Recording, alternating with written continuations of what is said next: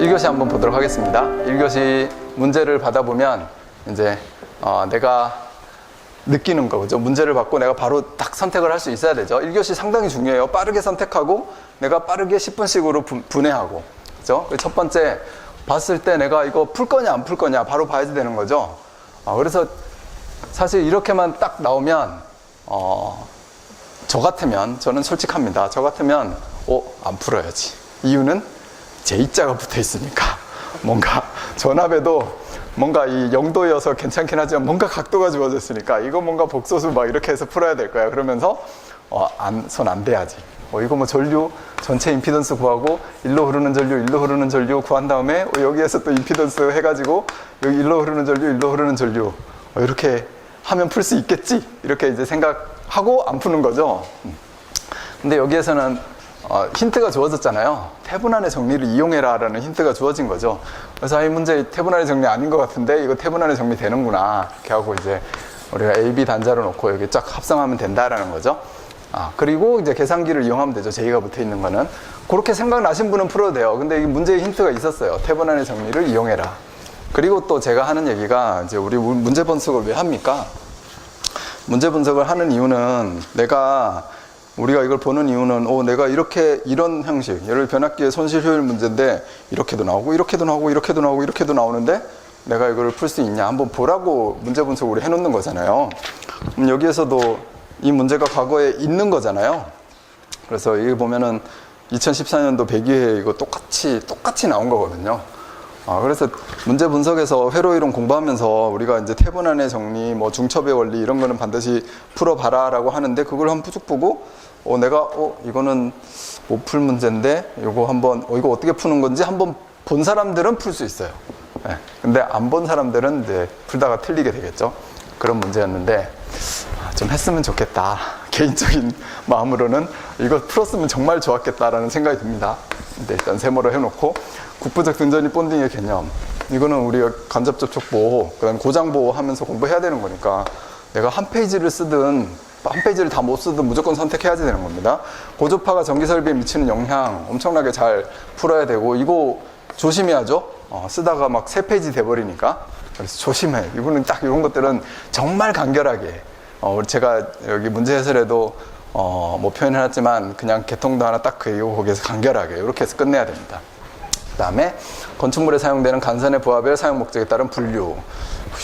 이런 문제가 일단 풀긴 풀어야죠. 이건 사실 너무 뭐라고 할까, 쉬운 문제죠, 어떻게 보면. 그래서 우리는 그냥 살짝만 언급하고 가는 건데, 전등용, 전열용, 동용용, 뭐 특수용 당연히 있는 거죠. 뭐 일반용, 비상용 이렇게 있는 거고. 그 다음에 직렬 리액터 설치된 역류계에서는 콘덴서의 단자 전압 상승. 그러면 딱 바로 직렬 리액터 직렬 리액터와 콘덴서 회로 딱 생각하면서 여기에서 단자 전압 상승이 뭐냐, 이거 수식이 바로 탁 떠올라야 됩니다. 오메 법칙이니까. 그 다음에 차단기에 대해서 설명해라. MCCB의 특징 필요성, 그 다음에 AF, 트리플이 회복전압, 계획시간, 투입시간.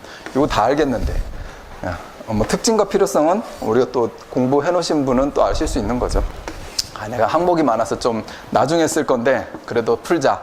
그 다음에 KC에서 케이블 트레이 드디어 나왔구나 이러면서 이제 동그라미 치시면 됩니다. 그 다음에 실내의 전반 조명의 면 조명 기구중 직화 방식, 엣지 방식. 일단 모르잖아요. 일단 여러분들이 집에 조명만 여러분들이 설치했어도 압니다. 최근에.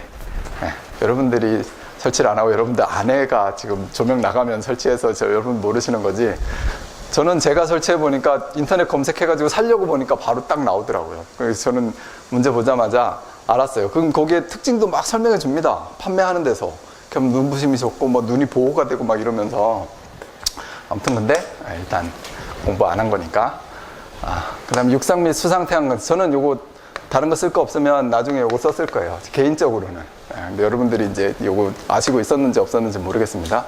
그 다음에 수상 태양광에 대한 비교, 그 다음에 부유 방식에 따른 2가지. 그러니까 이거 수상 태양광, 육상 태양광은 어떻게든 뭐 할 수도 있을 텐데 하여튼 부유 방식 모르잖아요. 자, 일단 9번도 X. 그 다음 초전도 현상. 이번에 드디어 나왔어.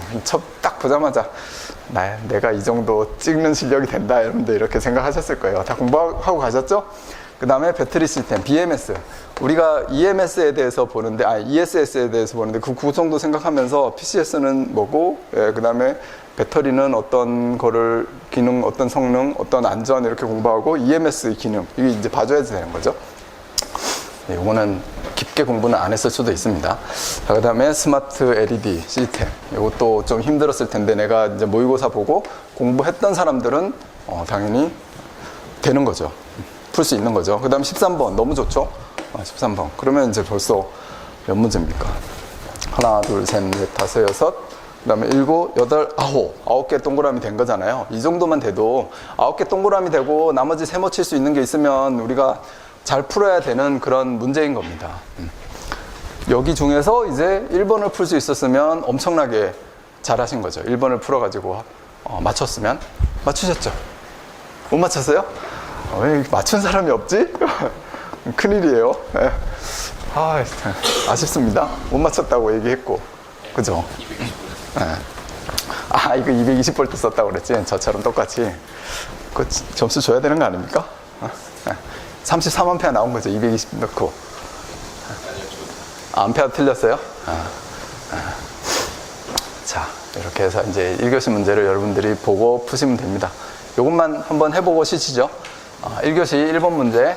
이걸 이제 태분 안에 등가위로 바꾸라고 했으니까 얘가 여기에 있든 여기에 있든 여기에 있으면 안 돼. 여기에 있든 이렇게 있든 얘가 병렬로 요렇게 들어가 있든 그죠? 요렇게 같은 거죠. 그런 개념으로 이제 바라보시면 됩니다. 등가위로 만들 때 내가 이제 여기에서의 어떤 포인트라고 할 것도 없는데 여기 AB 단자를 밖으로 빼놓고 그죠? 걸어놓고 이 전원측에 있는 거를 다 임피던스 합성해라. 그때 전압원은 단락, 전류원은 개방. 그죠? 전압원이니까 단락. 이렇게 해놓고 이거 쫙 합성하면 되는 겁니다. 합성하니까 얘 이제 직렬로 연결되어 있고, 요거 이제 병렬로 딱 구성이 되어 있고, 요 녀석하고 요 녀석하고 요렇게 연결되어, 요렇게라기 좀 그런가? 여기 돼 있고, 이쪽하고 요렇게 돼 있는데 여기 딱 붙어 있으니까 여기 C 값이 그냥 사라진다라는 거죠. 여기 두 개가 병렬인데 구하면 0이니까 임피던스가. 그것만 이제 헷갈리지 않으시면 되는 겁니다. 그렇게 해서 쭉 합성을 했더니 이제 J7.5ohm이 나온다라는 거죠. 그리고 이제 시도를 해봤으면 요거 다시 다들 푸실 수 있는데 시도를 할 시간이 이제 있느냐 없느냐요. 내가 안 풀어봤어도. 요 정도 개념만 갖고 들어가서 임피던스 구하고 그 다음에 A, B의 단자 전압. 여기에서 A, B의 단자 전압은 사실은 여기에는 220V가 걸릴 겁니다. 그리고 여기에도 220V가 걸리죠. 여기에 220V가 걸린다. 이렇게 생각하면 이제 때려쳐야지 되는 거고 공부를 한 3년 했는데도 여기 아직도 이게 헷갈린다. 그러면 이제 안 된다는 거죠. 자, 그리고 여기에 220V가 걸리겠죠. 그러면 이제 여기 요 C하고 L에 걸리는 전압이 얼마냐. 요 분합하는 거죠. 여기에 여기하고 여기가 220V 딱 걸릴 테니까 여기도 걸리고 200V 죄송합니다. 220V 큰일 났어요. 문제가 우리가 쓰는 220V로 주어져야지 100V로 하든가 그죠? 자, 그리고 요 200V가 분합이 되는 거죠. 그럼 여기에 임피던스가 요거 J5하고 마이너스 J20이니까 그냥 딱 봐도 마이너스 J15잖아요. 그러면 여기가 1대 3 요 정도로 이제 분합이 될 텐데 200V가 분합이 되는데 이때 이제 L하고 C잖아요. 여기는 J-15라는 게 C 값이잖아요. 그렇게 해서 이게 200V가 1대 3으로 해서 그냥 전압 강화가 그냥 되는 게 아니라 여기에 전압하고 여기에 전압이 서로 반대의 개념으로 뜬다는 거죠. 그럼 뭐 1대 3이다라고 했을 때 예를 들어서 여기가 몇 볼트 뜬다라고 해볼까요? 몇 볼트 그냥 이렇게 구해가지고 그냥 하시면 되는데 아무 생각 없이 구해가지고 하시면 되는데 여기에 300V 떴다라고 하면 여기에 100V가 뜬 거예요. 100V가 뜨고 여기 마이너스 300V 예를 들어 이렇게 뜬 겁니다. 그러니까 합성하면은 200이 된 거죠. 이렇게 해서 뜬다. 그러면 여기에서 이미 뒤에 가서 이거를 풀고 뒤에 가서 콘덴서의 단자 전압 그러면 딱 이거잖아요. 리액터가 있고 콘덴서가 있을 때 콘덴서의 전압이 200V보다 더 높게 뜨네. 여기 300V 떴잖아요. 이것도 이제 다 연결되고 있는 겁니다. 그 뒤에 문제하고.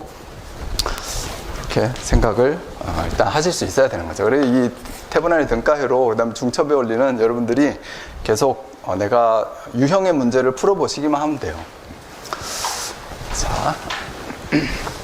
그럼 이제 태분할 등가이로로 만든 거죠. 임피던스 넣고 이거 이제 AB의 단자 전압 구한 거 여기다 넣고, 그리고 등가이로로 만들어서 임피던스 주어진 거 붙여가지고 여기 흐르는 전류만 구하면 됩니다. 근데 이렇게 해서 등가이로를 만들었더니 임피던스 합성도 7.5고 주어진 것도 마이너스 7.5네 이러면은 이제 풀면서 맞췄다 이런 생각을 하시면 됩니다. 풀면서 내가 맞췄다 딱 구하니까 그냥 바로 그냥 나누기 10만 해가지고 30A가 나오더라. 이렇게 나오면 풀면서 내가 느낌이 딱 오지 않습니까? 이거 맞췄다 이런 느낌을 이제 가지시면 됩니다. 여기에서 막 몇 점 몇몇몇 막 이렇게 나온다 그러면 그게 맞을지도 모르지만 풀면서는 이게 맞나? 이런 생각을 한번 해보셔야 됩니다. 자, 1교시 2번 문제, 그죠? 비접지 국부적 등전이 본딩. 이랬을 때 이제 바로 딱 떠올라야 되는 거는 이거 등전이 본딩을 그림으로 표현해보자 라는 거죠. 그래서 등전이 본딩의 기본적인 게 뭐예요? 접촉 전압이 발생해서 접촉이 됐을 때, 양쪽에서 접촉이 됐을 때 내가 감전보호 하려고 하는 거잖아요. 본딩 자체가. 그리고 이게 이제 암즈리치 내에 있는 경우에 본딩을 다 해야지 되는 거고. 그래서 상호 팔간격 해가지고 2.5m 이내에 어떤 설비들이 있을 때 걔를 등전이 본딩한다라는 거잖아요. 여기에서 이렇게 누전이 생기고 여기에서 어떤 기계에서 누전이 생겼을 때 얘가 기본적으로는 우리가 보호를 어떻게 합니까? 자동 차단에 의한 보호를 하죠. 대부분 우리가 보호도체 연결되어 있어가지고 누전이 되면 이쪽으로 누전 전류가 흐르면서 여기 있는 차단기가 빠르게 차단하는 방법을 쓰잖아요. 그게 자동 차단에 의한 보호잖아요. 우리가 많이 하고 있는 거고.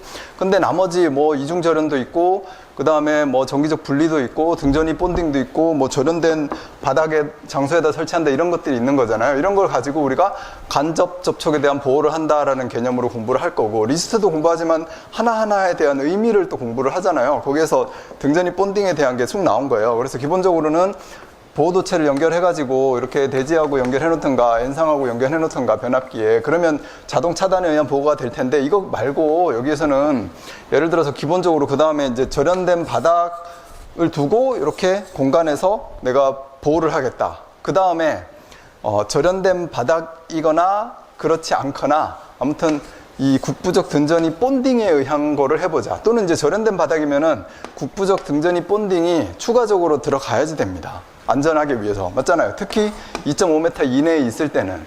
그래야지 여기에서 누전이 생겨서 전압이 떠 있고, 여기에 누전이 생겨가지고 어떠한 전압이 떠 있는데 전이차가 있다. 똑같은 전압이 아니라 전이차가 있다. R상 누전, S상 누전 해가지고 380V의 전압이 떠 있다. 그랬을 때 닿으면 감전되니까 아무리 절연된 바닥이어도 이게 국부적 등전이 본딩이라는 게 있어야지 된다는 거죠. 그 개념만 딱 갖고 가서 내가 설명을 하면 되는 거예요. 물론 이제 우리 교재에 어떤 설명된 내용이나 케이스에 있는 내용을 읽어보면 저게 뭐 적용해야 될 거냐 말아야 될 거냐 이런 의문이 들 수도 있는데, 그냥 기본적인 개념이다 이렇게 보셔야 됩니다. 그래서 이 절연된 바닥과 절연되지 않은 바닥이 중요한 게 아니고, 여기서는 일단 국부적 등전이 본딩에 의한 감전보호가 필요하다는 거죠. 설비와 설비에 이렇게 닿아 있을 때 이제 접촉 전압에 대한 감전보호를 해야지 된다는 거고요. 이렇게 읽어보면 여기 뭐 어떤 대지하고 접촉되지 말아야 된다. 뭐 이런 얘기가 있는데, 대지하고 여기가 뭔가 설비가 대지하고 접촉되어 있다. 개념이 여기 뭐 철근 콘크리트인데, 예를 들어서 철근 콘크리트인데 그거하고 뭔가 이렇게 접촉이 되어 있고 일로 전류가 그럼 빠질 수 있다. 이런 개념에서는 내가 여기 손을 닿으면은 나한테로 전류가 흘러가지고, 여기 사람이 서 있으면 그죠? 닿으면은 나한테로 전류가 흘러가지고 빠질 수 있는 조건이 되는 거예요. 그러니까 감전에 대한 문제가 있는 거죠. 이럴 때도 사실은 다른 쪽에 가면 또 이게 철근 구조물하고도 등전이 본딩을 해라 이렇게 나오잖아요. 이런 것도 등전이 본딩의 개념이거든요. 근데 여기에서는 우리가 자동 차단에 의한 보호, 그 다음에 두 번째 뭐 이중 절연에 의한 보호, 세 번째는 절연된 장소에 의한 보호, 네 번째 국부적 등전이 본딩에 의한 보호, 이런 것들이 항목이 나와 있는 거다라고 생각하면 돼요. 얘네들을 필요하면 조합을 해가지고 우리가 안전하게 해야지 되는 거고, 그 중에 이제 하나를 탁 물어본 겁니다. 그러니까 중요한 포인트는 여기에서 이렇게 접촉이 될 수 있는 양쪽의 노출 도전부 또는 개통의 도전부, 이런 것들이 있으면 등전이 본딩이 필요하다 이렇게 해서 적어주시면 되는 거예요. 여기서 보면 또 이렇게 수도관 이런 게 들어오면 얘네들이 여기 등전이 혹시 본딩을 안 하면 여기에 또 우리가 감전이 될 수 있어서 우리가 전체적인 개념으로 공부할 때는 얘 등전이 본딩이 필요하다라고 했는데, 얘는 개념이 국부적 등전이 본딩이고 비접지 국부적 등전이 본딩이기 때문에 그렇게 접지 시스템을 두는 게 아니라 그냥 등전이 본딩에 의해서 할 수 있는 방법이다. 그거 하나 이렇게 아이템을 설명을 한 겁니다. 그래서 얘네들 같은 경우에 이렇게 절연이 되어 있어야 된다. 이런 말을 하기도 하는 거죠.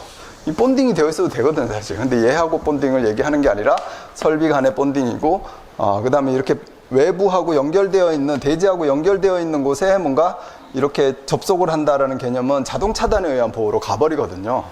왜냐면 그럼 지락줄과 확 흐를 거고 자동 차단 보호 이런 개념이 막 섞여 있으니까 그냥 분리를 좀 해보자 이런 개념으로 읽어야지 여기에 있는 내용들이 조금 그래서 저런 말이 쓰여 있구나라는 게 우리가 다가올 수 있는 겁니다. 우리한테.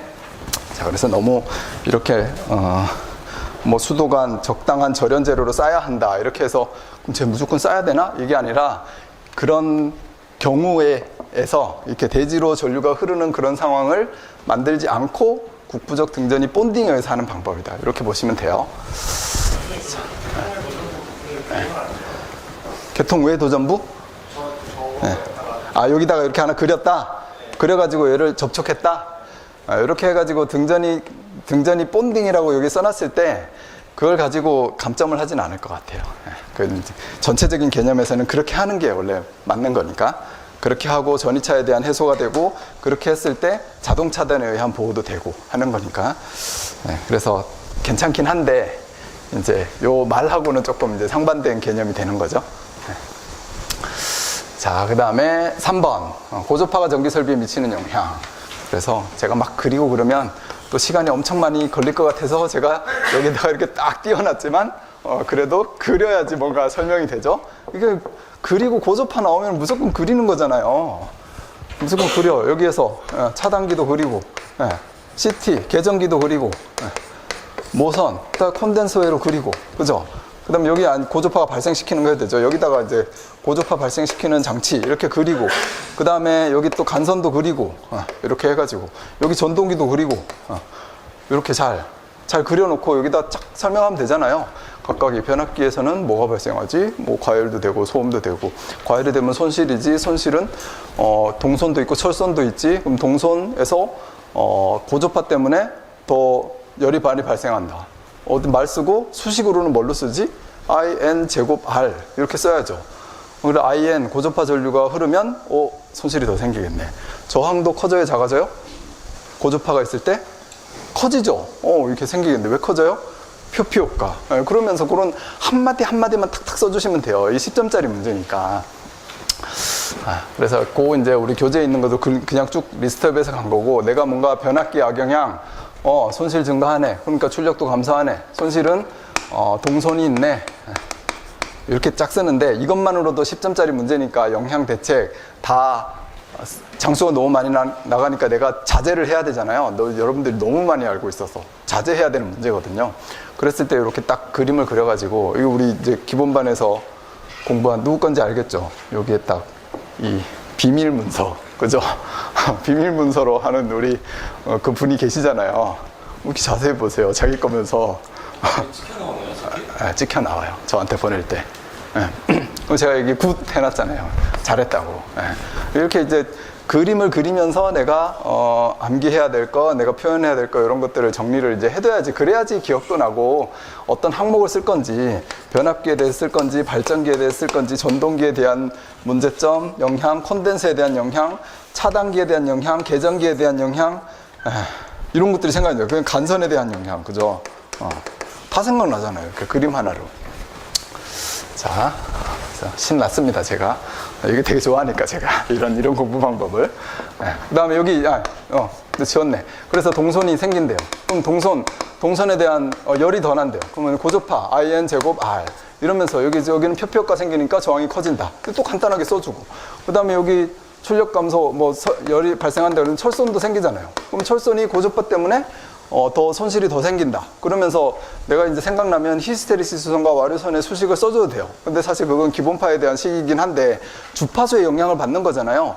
그 예를 들어서 써놓고 뭡니까? pH 생각나십니까? K, H 그 다음에 주파수 BM의 1.6승 그 다음에 P 에디 커런트, KE 이런 게 생각이 나야죠. T, K, 주파수, KF, BM의 제곱, 뭐 이런 식으로. 이런 거 생각 안 나면 어디다가 써먹을 거예요? 외워가지고. 이미 외우고 있는데 왜 여기서 안 써먹습니까? 외우고 있으면 써먹어도 되죠. 근데 이렇게 해놓고 그냥 끝내는 게 아니라 이 주파수가 영향을 미친다. 그러면서 고주파가 있을 때 고주파분에 대한 과열이 조금 더 생긴다. 이러면서 표현해줘도 되죠. 자, 굳이 이제 안 써줘도 되는 식이긴 한데 내가 어차피 암기하고 있는 것들은 축축축 수식을 간단하게 써주고 하면 점수 더 많이 올라간다는 겁니다. 그리고 아무거나 쓰면 안 되고 이미 있는 걸로 써야 되죠. 그 다음 콘덴서의 악영향. 그러면 전류 시로치 증가, 과열, 단자절 상대 소시 증가 했는데 이렇게 줄줄줄 나열해서 쓸 게 아니라 얘도 간단하게 이렇게 그림 하나로 표현하든가 아니면 저 항목을 삭 해놓고 간단하게 그냥 이렇게 써놓고 여기 단자 전압이 상승한다. 이렇게 해서 우리가 이제 표현을 해줘야 되겠죠. 그러면 기본적으로 또 전류치 증가한다. 여기 전류치 증가해요. 그래서 이 콘덴서 회로로 흐르는 전류가 증가한다는 거잖아요. 그러면 임피던스 분의 전압이잖아요. 임피던스가 어떻게 되는 거예요? XL 마이너스 XC, 그죠? 그러니까 XL 마이너스 XC에 여기 분의 전압. 이러니까 여기에 콘덴서 회로에 그 다음에 여기 고주파니까 여기 기본이고 기본도 증가하는데 고주파가 있으면 NXL n분의 XC 이러면서 써주는 거죠. 그럼 더 증가하잖아요. 여기 임피던스가 작아지니까. 그럼 고주파 전류는 더 많이 여기가 흡수가 된다. 이러면서 이제 ICN 해가지고 표현을 해주면 되는 거예요. 이런 것들이 싹싹 가미가 되면 됩니다. 여기. 단자전압 상승. 그러면 단자전압 상승도 콘덴서 단자전압이니까 예를 들어서 XL 마이너스 XC 분의 마이너스 XC의 이 전압만큼 이렇게 상승하는 거잖아요. 이 녀석 때문에 분자가 작아지니까 상승하는 거잖아요. 근데 또 고주파 전류가 흐르면 고주파 전류 때문에 조금 더 상승하는 게 있거든요. 그래서 개념적으로는 이렇게 고주파 전류가 흐르면서 약간 더 상승하는 분 이런 것들을 이해하고 있으면 간략하게 이제 수식을 또 써주면 되는 겁니다. 그 다음에 중성선의 악영향, 영상분 고주파, 그 다음에 과열, 전위 상승, 역률 저하 이런 것들이 생긴다라는 거죠. 그럼 또 뭐 역률 저하, 전위 상승 할 때 어떻게 수식이 탁탁 생각이 나면 좋죠? 전위 상승, 고주파 전류가 흐를 때 고주파 전압이 뜬다. 어떻게 떠요? 고주파 전류와 NXL, 그죠? 이 고주파 때문에 리액턴스가 더 커지잖아요. 그러면서 이만큼 고주파 전압이 뜨는 거예요. 그러니까 이제 중성성 전위 상승 이런 게 생기는 거죠. 그 다음에 특히 어떤 성분의 고주파가 흐를 때 영상분 고주파가 흐를 때 중성선으로 다 흘러가고 더 전위 상승하고 그 다음 그럼 더 과열도 되고 역률 저하 이러면 써놨는데 역률 저하식 생각이 나면 또 어차피 생각나야 되는 거잖아요. 그러니까 하나하나 우리 다 어떻게 보면 25점짜리로 다 쓰게끔 공부하는 거니까. 역률 저하는 말 나온 김에 코사인 세타 역률 저하는 어떻게 됩니까? 1 플러스 THDR 제곱분의 1의 뭐 기존 역률, 그죠? 뭐 이런 식으로 해서 역률이 상승한다. 이거 다 이런 게 안 떠오른다 이러면 내가 지금까지 이 중요한 공식을 안 외우고 있었구나 이런 게 이제 딱 느껴지고 이걸 외워야 되겠구나 이렇게 생각해야 됩니다. 설명도 할 수 있어야 되고. 자, 발전기, 그죠? 발전기는 특히 댐퍼 건선, 그죠? 댐퍼 건선의 과열. 그 다음에 여기 여기 계전기, 차단기, 오동작 생길 수 있고, 계전기에 오동작 고주파 때문에 생길 수 있고, 여기 전동기, 과열 진동 하면서 고주파에 의한 출력 감소. 그러면 또 뭐가 생각나야 돼요? HVF, 그죠? 그런 거 이제 생각나서 또 생각나면 그런 수식도 살짝 가미하고. 그 다음에 콘덴서 회로. 콘덴서 회로는 이렇게 전류가 증가하는 거, 아까 설명한 거. 이런 것들이 이제 생각나면 되는 겁니다. 그래서 영향 적고요. 그 다음 대책도 변압기에서는 용량 증가, 얼만큼, THDF를 고려해서, 그죠? 이렇게. 또 K팩터 변압기. 이런 것도 시험에 25점짜리로 나온 건데, 그런 게 이제 대책이 되는 겁니다. 자, 그리고 우리는 이제 대책을 할 때 구분을 좀 했죠. 이 자체에서 고주파를 발생시키는 녀석에서 대책. 그러면 정류상수를 크게 한다. 여기에 ACL, DCL, 리액터를 설치된 어떤 인버터 이런 장치를 설치를 한다. 그죠? 그랬을 때 내가 이제 펄스 수를 크게 하면 나오는 어떤 고주파 차수 어떻게 됩니까? 예, 어떻게 되죠? M, 그죠? MP 플러스 마이너스 1 해가지고 여기에 6펄스일 때, 그죠? 그 다음에 12펄스일 때, 6펄스일 때는 5조파도 나오고 7조파도 나오고 계속 나오는데 12펄스일 때는 57 안 나오고 그 이상 것만 나온다. 이렇게 해서 우리가 표현해 줄 수 있는 식이잖아요. 그래서 제가 여기에다가 살짝 적어 놨습니다. 여기에 대한 대책을 적어 놓고 간단하게 뭔가 수식이나 의미로 적어 줄 수 있는 거. ACA, DCA를 설치했을 때 저감 효과, 수동 필터, 능동 필터. 그러면은 수동 필터에서는 기본적으로 그냥 단일 동조 해 놓고 여기에 어떤 먼저 첨예도 이런 거 하면서 내가 또 설명 추가적으로 해주면 되는 거고요. 그리고 직렬 리액터 콘덴서에 의한 회로 저감은 콘덴서에 직렬 리액터가 있으니까 수동 필터의 효과를 갖는 거죠. 그 다음에 우리 6% 달면은 5고조파 흡수 효과가 있는 거고, 고조파 발생 부하를 계통 분리는 별도 계통으로 분리한다. 그림을 그려야죠. 계통을 분리하는 거를. 그 다음에 고조파 전압 발생하는 거. 전원의 단락 용량이 증대하면은 그냥 단락 용량 증대가 아니라 단락 용량을 증대하면은 뭐가 줄어든다? 고조파 발생 전압이 줄어든다. 왜 줄어든다? 이렇게 여기 NXL이 있는데 이거 단락 용량을 증대하면 XL이 작아지는 거니까 이러면서 수식을 적고 표현을 하는 거죠. 그러면 이제 만점짜리 답을 주는 겁니다, 거의. 그래서 이게 작성하는 문제지만 그림을 그리고 표현을 함에 있어서 항목만 딱딱딱 적으면 뭐 예를 들어서 60점. 근데 내가 이 항목에 대해서 뭔가 개념적인 수식으로 추가적으로 표현을 했다. 그럼 70점 이렇게 주는 거죠. 더 잘 적으면 80점. 진짜로 80점도 줍니다. 80점 맞은 적 있으시죠? 이게 그냥 쓰는 문제에서. 없어요?